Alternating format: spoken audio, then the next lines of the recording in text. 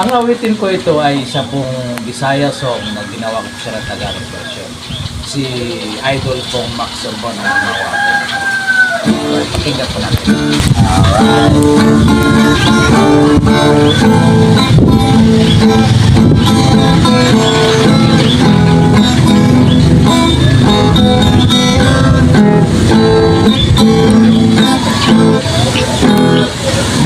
Malaking ang problema, makapal ng bukas, sa ngayon manipis na, takot siyang makalbo. Baka pumangit ang kanyang itsura, itaplod niya ng itlog, may langis at mayroong pangarina.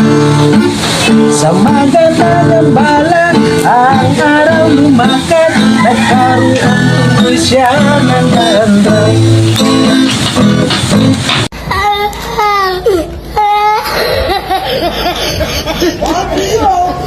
Dahil sa pag-alala, nagpakonsulta ang doktor na espesyalista, pasyente nagduda.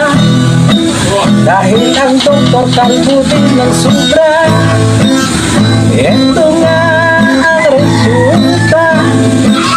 Sabi ng doktor ay okay ka na, huwag nang mag-alala, sa ulo mong nakalbo, sa katagalan masanay ka na.